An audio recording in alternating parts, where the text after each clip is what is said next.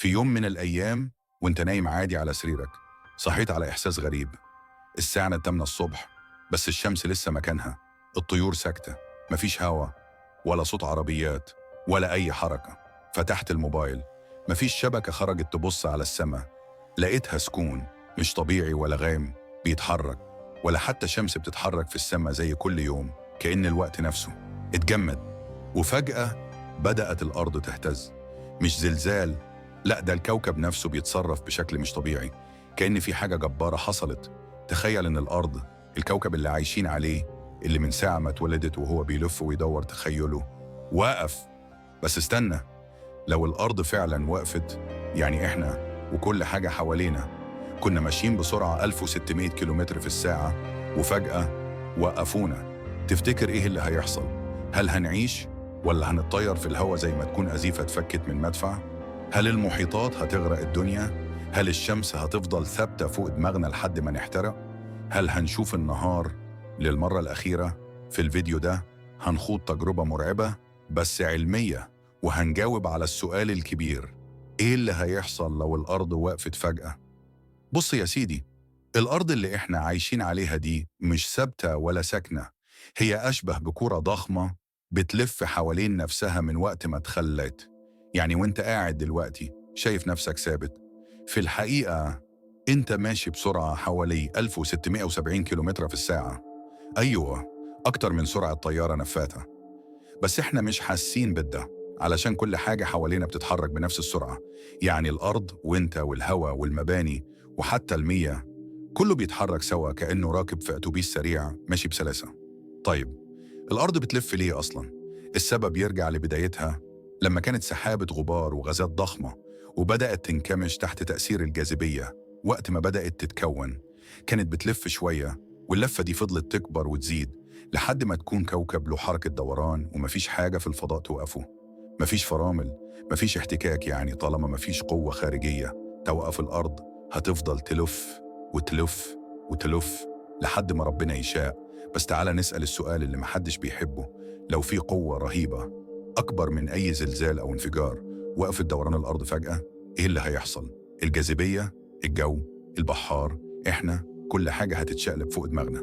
استعد بقى علشان اللي جاي مرعب. تخيل إنك راكب عربية بسرعة 160 كيلومتر في الساعة وفجأة خبطت في حيطة. ده بالظبط اللي هيحصل لو الأرض وقفت مرة واحدة. كل حاجة فوق الأرض، من البشر للمباني للبحار، هتطير لقدام بسرعة رهيبة. الأرض بس هي اللي هتقف، لكن إحنا هنكمل طيران. مليارات الناس ممكن يموتوا في أول ثواني، حرفياً كارثة شاملة. المية مش مربوطة بالأرض، لو الأرض وقفت المحيطات هتكمل جريها. تسونامي ضخم هيغرق المدن الساحلية، ارتفاع الأمواج ممكن يوصل لمئات الأمتار. المدن زي الإسكندرية، نيويورك، طوكيو هتغرق بالكامل خلال لحظات. كتير من الناس أول ما يسمع كلمة الأرض وقفت يسأل: طب الجاذبية هتروح؟ هنتطاير في السماء؟ الحقيقة لأ، الجاذبية ملهاش علاقة بدوران الأرض. الجاذبية بتنتج من الكتلة، يعني الأرض ما دامت موجودة بكتلتها هتفضل تشدنا ليها. بس الدوران ليه تأثير كبير على توزيع الجاذبية حوالين الكوكب. إزاي؟ بص كده، وانت واقف عند خط الاستواء الجاذبية هناك أضعف شوية من عند القطبين. ليه؟ علشان الأرض وهي بتلف بتعمل قوة طرد مركزي بتبعدك شوية عن مركزها، يعني كأنك متعلق شوية لفوق، وده بيخفف من شدة الجاذبية. لكن لو الدوران وقف فجأة، قوة الطرد المركزي دي هتختفي، والنتيجة كل حاجة هتتشد أكتر ناحية مركز الأرض. الناس اللي عند خط الاستواء هيحسوا فجأة إن جسمهم بقى أتقل، حتى وزنهم ممكن يزيد بنسبة صغيرة، بس الإحساس مرعب. طب الضغط الجوي؟ الموضوع أكبر من كده بكتير. الهواء حوالينا بيتوزع بناء على حركة الأرض. الدوران بيساعد في توزيع الرياح، تنظيم التيارات الهوائية، وتكوين نظم الطقس. لو الدوران وقف كل ده هينهار. يعني إيه؟ يعني بدل ما يكون في رياح بتتحرك، هيحصل خلل. الهواء هيبدأ يتحرك بشكل عنيف ناحية مناطق معينة، ويتكون ضغط غير طبيعي. ممكن يحصل أعاصير ضخمة أو مناطق يتحبس فيها الهواء ويتحول لكتمة خانقة. وفي بعض السيناريوهات ممكن الضغط الجوي يتغير لدرجة تخلي التنفس نفسه صعب.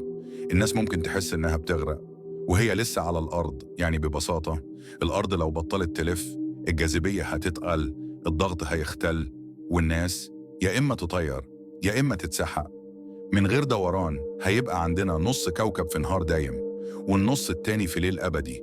يعني تخيل تعيش طول حياتك في حر الشمس اللي مش بتغيب، أو في برد الليل اللي مفيهوش شمس أبداً. الكوكب نفسه مش هيستحمل الحرارة والبرودة دي، وهيبدأ ينهار بيئياً. دوران الأرض بيولد مجال مغناطيسي بيحمينا من أشعة الشمس القاتلة.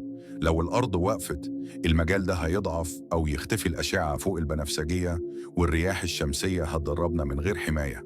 والنتيجة؟ انهيار في نظم الاتصالات وزيادة رهيبة في الإصابة بالسرطان.